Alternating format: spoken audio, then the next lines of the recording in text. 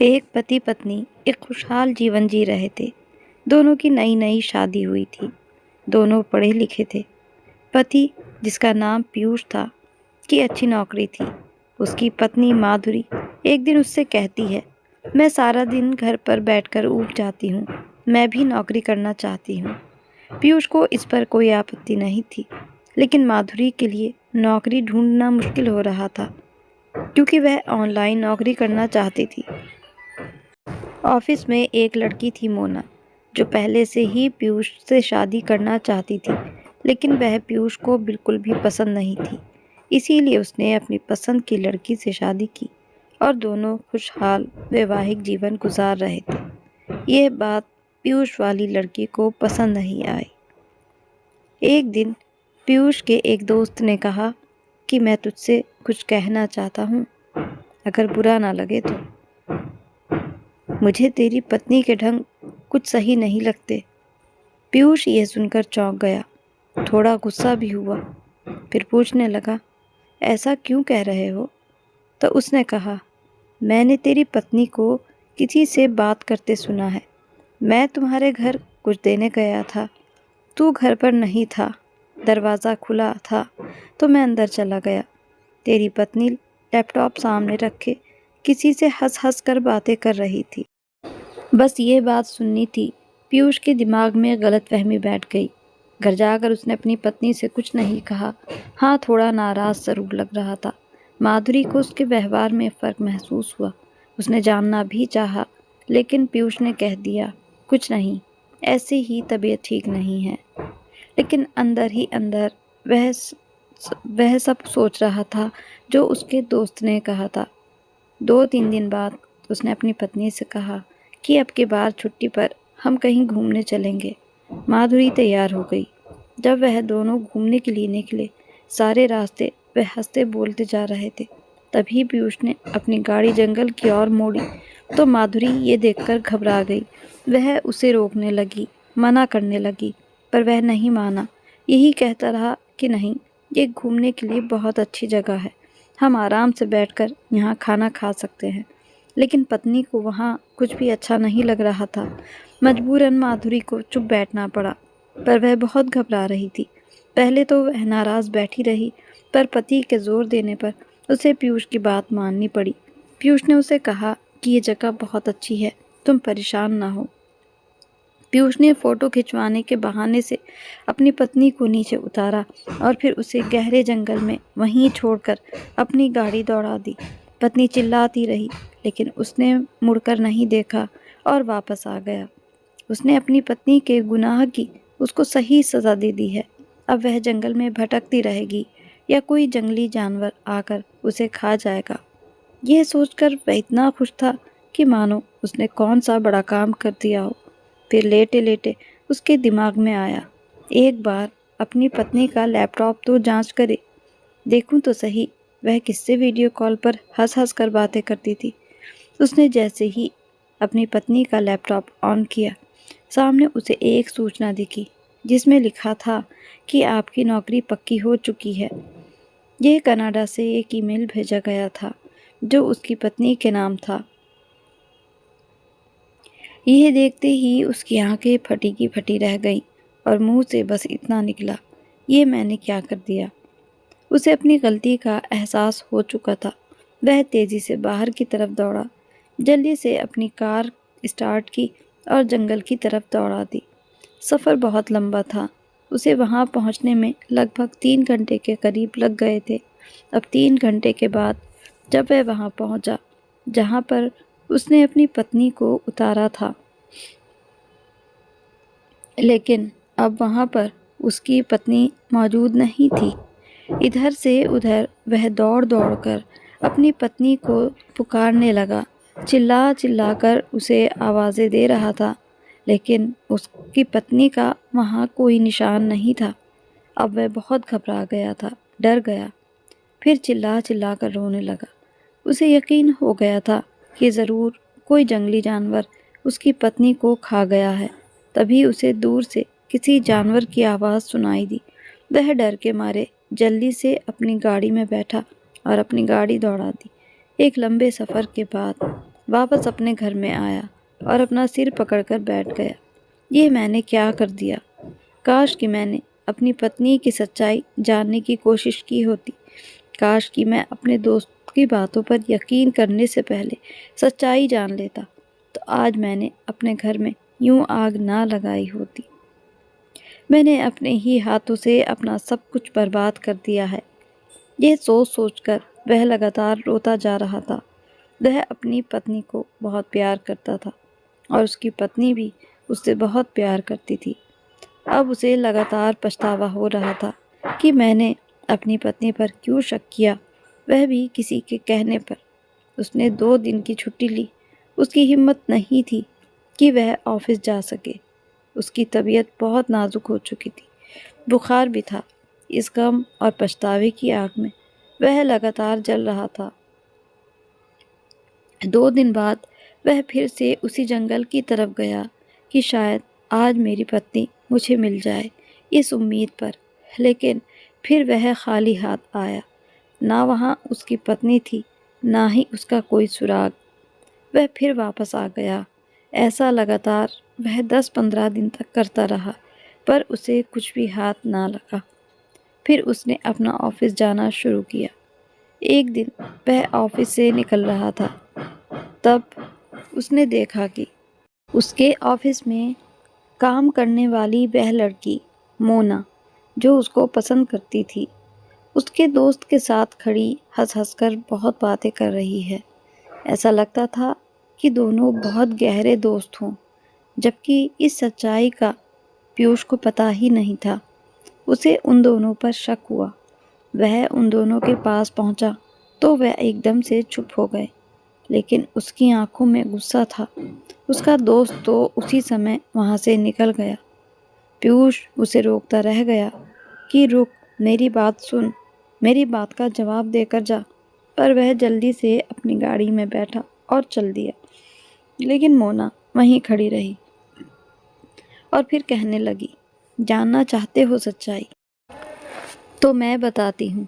हाँ, तुम्हारे घर में आग मैंने ही लगवाई है। तुम जैसे मर्द जो किसी की भी बात पर विश्वास कर सकते हो। अच्छा ही हुआ जो मैंने तुमसे शादी नहीं की।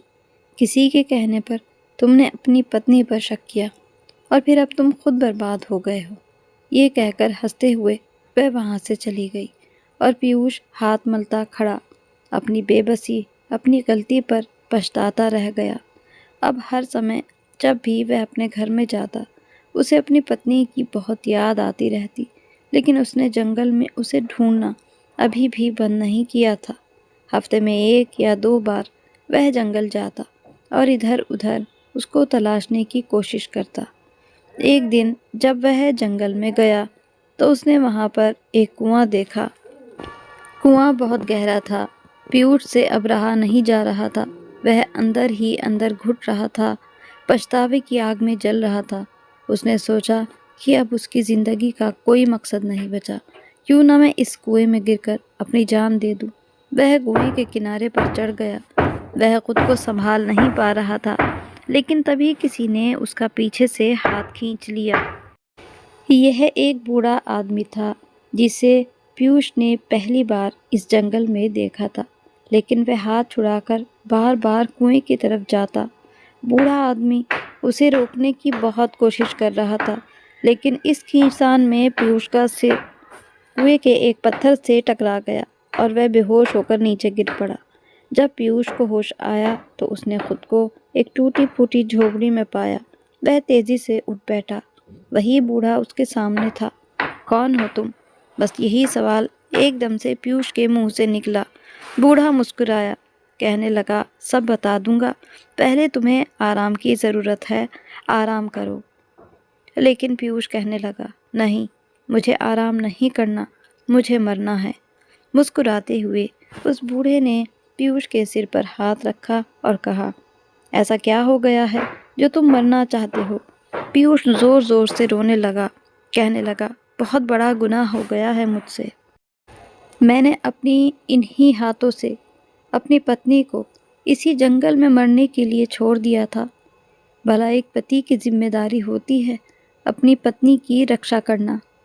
और मैंने उसे यहाँ पर मरने के लिए छोड़ दिया था, सिर्फ एक गलतफहमी के कारण। फिर पीयूष ने सारी बात उस बूढ़े को बता दी। बूढ़े ने कहा, गलती तो तुमसे हुई है। तुम्हें किसी के कही हुई बात पर, वह भी अपनी पत्नी के चरित्र के बारे में सुनकर, यकीन नहीं करना चाहिए था। और अगर यकीन आ भी गया था तो फिर इस बात की जांच पड़ताल तो ज़रूर करनी चाहिए थी। पीयूष फिर से आंखों से आंसू बहाकर कहने लगा, काश मेरी पत्नी मुझे मिल जाती तो मैं उसके पैरों में गिरकर उससे माफ़ी मांगता। फिर मुस्कुराते हुए वह बूढ़ा कहने लगा, तुम परेशान ना हो, अभी तुम्हारे सिर पर चोट गहरी है, भगवान सब ठीक कर देते हैं, तुम्हारे लिए भी अच्छा ही होगा। बस तुम आराम करो, थोड़ी देर के लिए आंखें बंद करो। उसने आंखें बंद कर ली। तभी किसी ने उसके हाथ पर अपना हाथ रखा। पीयूष ने जैसे ही आंखें खोली, उसकी पत्नी माधुरी उसकी आंखों के सामने थी। वह एकदम से उछल गया और अपनी पत्नी के पैरों में गिर पड़ा और रो रो कर उससे माफ़ी मांगने लगा। माधुरी ने उसे उठाया और कहने लगी, मैंने सब कुछ सुन लिया है और मैंने आपको माफ़ भी कर दिया। कोई बात नहीं, गलती तो ज़िंदगी में किसी से भी हो सकती है। फिर पीयूष ने उससे पूछा, लेकिन तुम यहाँ तक कैसे आई? उस बूढ़े ने बताया, जब ये रोती चिल्लाती तुम्हें आवाज़ें दे रही थी, मैं उस समय जंगल में दूर कहीं लकड़ियाँ काट रहा था। मैंने आवाज़ का पीछा किया और तुम्हारी पत्नी तक पहुँच गया। मैं इस जंगल में बरसों से रह रहा हूँ और सरकार ने मुझे यहाँ पेड़ों की रखवाली के लिए रखा हुआ है। मेरी पत्नी भी बीमार है, वह अंदर लेटी हुई है। हमारी कोई औलाद नहीं थी। जब मैंने तुम्हारी पत्नी को यहाँ झोपड़ी में लेकर आया तो हमें ऐसा लगा मानो हमें औलाद मिल गई हो। मेरी पत्नी भी उस दिन से अपनी तबीयत में काफ़ी सुधार महसूस कर रही है, क्योंकि हम दोनों दुनिया में खुद को बहुत अकेला महसूस करते थे। हम दोनों एक दूसरे का सहारा, एक दूसरे के रिश्तेदार और एक दूसरे की ज़िंदगी थे। लेकिन जब से तुम्हारी पत्नी ने यहाँ पर कदम रखा, हमारा घर खुशियों से भर गया। पर बेटी को विदा तो करना ही होता है ना, ये तो हर माता पिता का कर्तव्य है। तो आज मैं तुम्हारी पत्नी को तुम्हारे साथ विदा कर देता हूँ। पीयूष ने उस बूढ़े व्यक्ति और उसकी पत्नी के आगे हाथ जोड़े और उनके पैरों में गिर पड़ा। बूढ़े ने उसे उठाकर कहा, अपनी पत्नी की हमेशा रक्षा करना, इसका ध्यान रखना। कभी किसी की बात को लेकर मन में मैल आ जाए तो उसे शब्दों के सहारे थोड़ा निकालना चाहिए, ना कि किसी परिणाम या किसी खतरनाक फैसले तक पहुंच जाना चाहिए। आपने मेरी पत्नी की रक्षा की, अब मेरा भी कर्तव्य बनता है कि मैं आप दोनों को सहारा दूं। आप अब यहाँ जंगल में अकेले नहीं रहेंगे। यहाँ बहुत खतरा है, मैं आपको अपने साथ ही लेकर चलूँगा। आपको बेटी के साथ साथ बेटा भी मिल जाएगा। बूढ़े व्यक्ति ने बहुत मना किया, लेकिन वह पीयूष उसे अपने साथ अपने घर ले आया। उसका बंगला काफ़ी बड़ा था। वह दोनों बूढ़े पति पत्नी भी वहां आकर पहले तो थोड़े झिझक रहे थे, लेकिन पीयूष के अपनेपन के व्यवहार से उन्हें बिल्कुल ऐसा ही लगने लगा जैसे उनका अपना सगा बेटा हो। और इस तरह से इस कहानी की सुखद समाप्ति हो गई।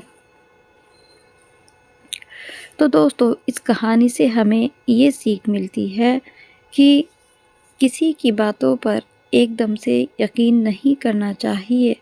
शब्दों में फेरबदल भी हो सकता है, लेकिन बात जब अपने परिवार, अपने रिश्तों की हो, तब तो बिल्कुल भी किसी की बात को सुनना या मानना नहीं चाहिए।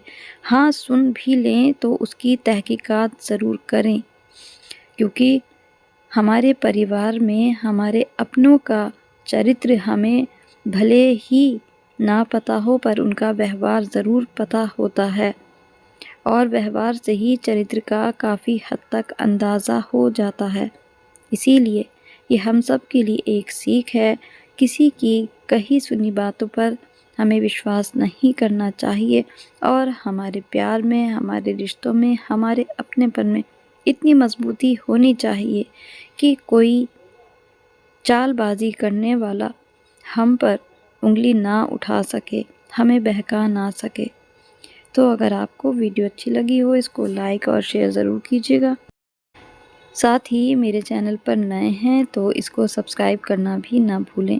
हमें आप सभी के सपोर्ट की बहुत ज़्यादा ज़रूरत है। तो मिलते हैं फिर ऐसे ही दिल छू लेने वाली कहानियों के साथ। तब तक के लिए goodbye and thanks for watching.